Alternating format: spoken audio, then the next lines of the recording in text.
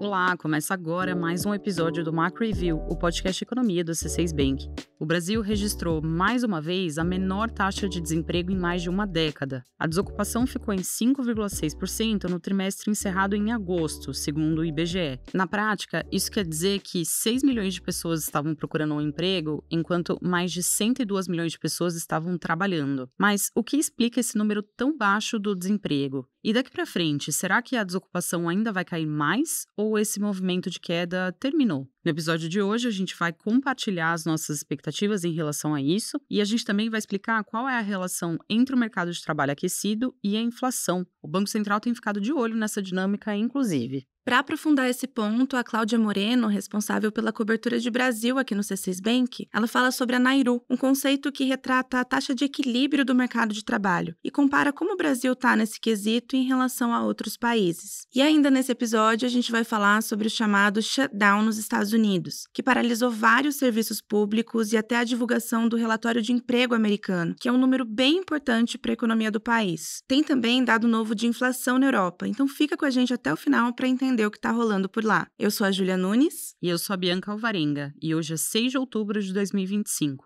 Vamos lá?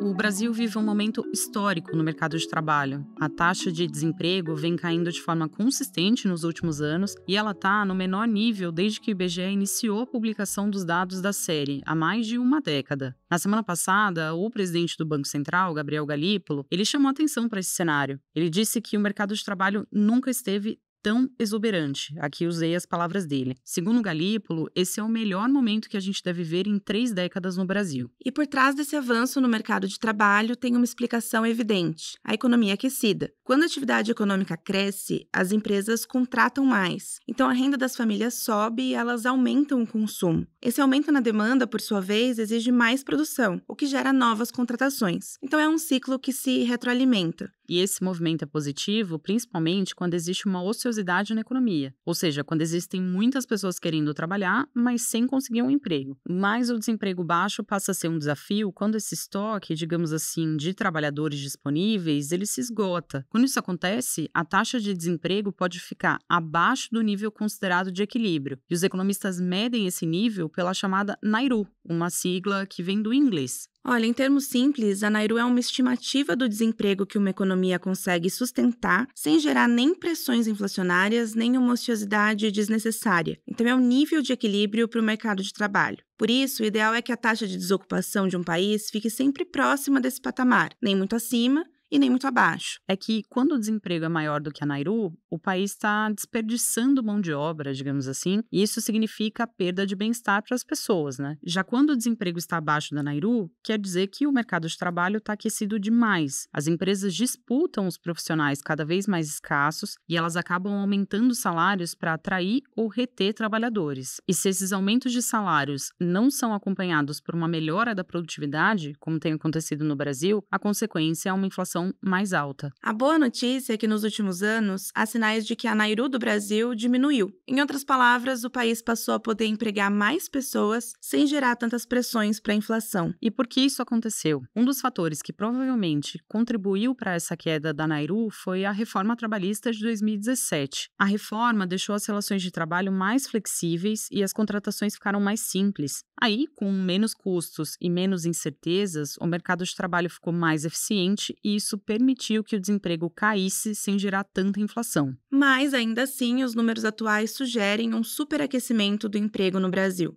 O nível de equilíbrio de emprego, a Nairu, ela pode ter caído de cerca de 10% para algo perto de 8%. A questão é que a taxa de desemprego hoje no Brasil está bem abaixo desse patamar, o que tem pressionado a inflação. E é por isso que o Banco Central está de olho nesse mercado de trabalho exuberante, como o Gabriel Galípolo, o presidente do BC, descreveu recentemente. No fim das contas, é essencial saber até onde vai essa exuberância do mercado de trabalho, porque é isso que ajuda a estimar por quanto tempo a inflação, principalmente a inflação de serviços, Unidos deve seguir elevada. Por enquanto, tudo indica que esse bom momento do mercado de trabalho não vai ser passageiro. Os dados mais recentes apontam, na verdade, para uma fase de estabilidade, com desemprego parado na mínima histórica, sem novas reduções. Ou seja, a gente acredita que o mercado de trabalho não vai continuar melhorando, mas ele não vai piorar. Esse é um ponto de atenção para o Banco Central, que precisa controlar a inflação, mas é também um bom sinal para os trabalhadores, já que o desemprego vai continuar baixo. Agora, é interessante perceber como essa taxa de desemprego de 5,6% é muito baixa para o Brasil de fato, mas ela poderia ser considerada uma taxa de desemprego alta se a gente estivesse falando dos Estados Unidos, por exemplo. A Cláudia Moreno, responsável pela cobertura de Brasil aqui na equipe econômica do C6 Bank, vai explicar por que, estruturalmente, os países têm diferentes níveis de equilíbrio na taxa de desemprego, voltando aqui para a ideia da Nairu, né? E ela explica também quais são as razões por trás disso.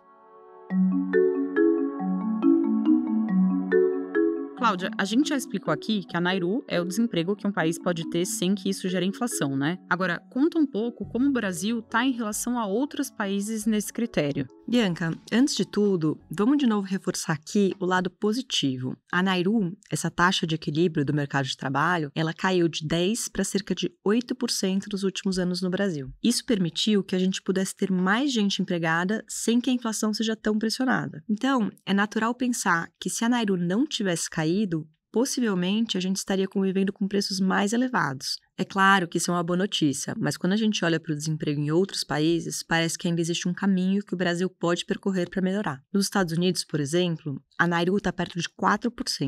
O nosso nível de equilíbrio do desemprego, lembrando, caiu para 8%. Então, a gente pode dizer que ainda é o dobro do deles. Ou seja, os americanos podem ter estruturalmente um desemprego mais baixo do que nós, sem que isso pressione a inflação por lá. Hoje, a taxa de desocupação dos Estados Unidos está em 4,3%, mas ela recentemente, em 2023, esteve até mais baixa, em 3,4%. Então, é por isso que o Banco Central americano, o Fed, está preocupado com uma piora do mercado de trabalho, mesmo com o desemprego ainda baixo, perto ali de 4%, né? Exatamente. Se fosse aqui no Brasil, esse seria um desemprego muito baixo. Lá nos Estados Unidos, essa taxa de 4,2% é a que o Fed considera próxima do nível desejável no longo prazo. Por isso, o Banco Central americano não quer que o desemprego suba muito além do que ele está agora. Perfeito, ficou claro aqui a diferença numérica entre o desemprego no Brasil e lá. Mas eu fico pensando quais são as razões para isso. Quer dizer, por que a desocupação no Brasil tende a ser mais alta do que nos Estados Unidos, por exemplo? São diversas razões. Começa pelo fato de que países desenvolvidos, em geral, têm uma força de trabalho mais qualificada. Dessa forma, as pessoas tendem a não passar tanto tempo desempregadas. Por terem uma formação melhor, elas acabam se recolocando de forma mais rápida. Outro ponto importante são os modelos de emprego. Se a legislação trabalhista permite que as contratações sejam mais simples e se o custo da folha de pagamento não é tão pesado, a tendência é que mais vagas sejam abertas. Agora, se for o contrário, as empresas podem deixar de gerar empregos por não saberem se terão capacidade ou flexibilidade para manter aquele trabalhador. Principalmente para as pequenas e médias empresas, isso faz diferença. É por isso que países que promovem uma legislação trabalhista mais simples e eficiente acabam tendo um desemprego mais baixo no longo prazo. O Brasil deu bons passos nessa direção com a reforma trabalhista, o que ajuda a explicar a queda recente da Nairu. Mas ainda precisamos avançar em outros aspectos, em especial a melhora da qualificação na nossa mão de obra. E a gente volta a falar dos Estados Unidos para contar como tem sido a paralisação parcial do governo americano. Por lá, o chamado shutdown aconteceu por causa da não aprovação do orçamento federal. E a divergência está no Senado. De um lado, os democratas pedem a extensão dos gastos com saúde, e do outro lado, os republicanos querem manter os cortes de despesas que foram propostos antes pelo governo de Donald Trump. Diante desse impasse, diversos serviços públicos foram suspensos, com exceção de áreas essenciais, como saúde, defesa nacional e tráfego aéreo. O pagamento dos salários dos servidores federais foi congelado. Essa paralisação atinge também as agências que divulgam dados econômicos. O relatório de emprego de setembro, o payroll, ele não foi publicado na última semana como estava previsto. Um dos diretores do Federal Reserve explicou por que isso complica a situação do Banco Central americano. Ele disse, abre aspas, é difícil não receber estatísticas oficiais justamente em um momento em que tentamos compreender se a economia está em transição. fecha aspas. O Fed ele tem demonstrado preocupação com o possível esfriamento do mercado de trabalho, como a Cláudia Moreno falava agora há pouco, e por isso ele decidiu reduzir os juros em setembro. Nessa mesma ocasião, os membros do Fed indicaram que pode haver mais 2 cortes de juros em 2025, e a gente acredita que o Banco Central americano vai seguir mesmo esse plano, apesar da incerteza causada pela paralisação parcial no governo. Não se sabe ainda até quando vai o shutdown e se outros dados vão ser afetados, como a divulgação dos índices de inflação, que está prevista aí para as próximas semanas. O que se espera é que até a próxima reunião do Fed, que acontece no fim deste mês, o funcionamento das agências de dados já tenha voltado ao normal nos Estados Unidos. E agora a gente vai para a zona do euro para falar de inflação, que continua sob controle por lá. O índice de preços ao consumidor, o CPI, subiu 0,1% e acumulou alta de 2,2% em 12 meses na Europa. Dessa forma, a inflação segue suficientemente perto da meta, que é de 2%.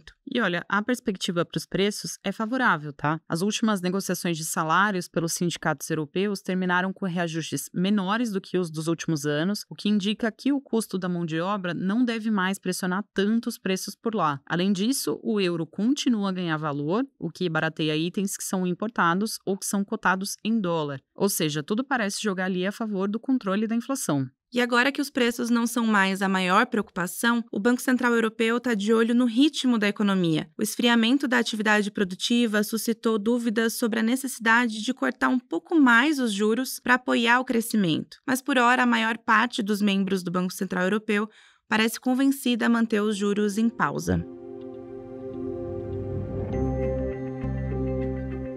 E para encerrar o episódio de hoje, a gente traz aqui mais uma notícia da Europa de agora há pouco. O novo primeiro-ministro da França, o Sébastien Lecornu, renunciou ao cargo hoje, menos de um mês depois de assumir essa função. A decisão veio em meio às dificuldades que o governo está tendo para aprovar um plano fiscal que busca reduzir o déficit público, ou seja, a diferença entre a arrecadação e os gastos. Com isso, já são 4 primeiros ministros que deixaram o posto, e isso em pouco mais de um ano. A gente explicou em detalhes esse cenário político complicado da França lá no episódio 178. Vale a pena voltar aqui para entender o contexto. Chegou a hora da nossa agenda. Eu compartilho agora os dados econômicos que a nossa equipe acompanha nos próximos dias. Na quarta-feira, 8 de outubro, o Banco Central americano divulga a ata da reunião de política monetária de setembro. Como a gente falava agora há pouco, nessa reunião o Fed resolveu reduzir os juros depois de 9 meses em pausa e sinalizou mais 2 cortes ainda nesse ano. O documento vai ajudar a gente a entender os argumentos por trás dessa decisão. E na quinta-feira, 9 de outubro, o IBGE divulga a inflação brasileira de setembro. A gente projeta uma alta de 0,56% no IPCA, isso principalmente por causa da volta do desconto do bônus Itaipu nas contas de energia elétrica. E por hoje é isso. Se você gostou do tema de hoje, não esquece de seguir o podcast para não perder os próximos episódios e também manda para aquela pessoa que gosta de entender melhor o que acontece na economia. Quem faz parte da equipe econômica do C6 Bank são o Felipe Salles, a Cláudia Moreno, a Cláudia Rodrigues, o Eliezer Jacob e o Felipe Mack. A produção e o roteiro são desse time, junto comigo, Bianca Alvarenga, e com a Júlia Nunes. A edição de som e a gravação ficaram com a Marina Kubiak, e a divulgação nas redes sociais é da Sabrina Munhoz. Lembrando que você pode seguir o Macro Review na sua plataforma favorita de podcasts. Assim, quando a gente publicar um novo episódio, você vai ser notificado. É bom para quem quer ficar por dentro da economia e para quem quer conhecer uma visão original dos fatos econômicos. Uma boa semana para você e até a próxima!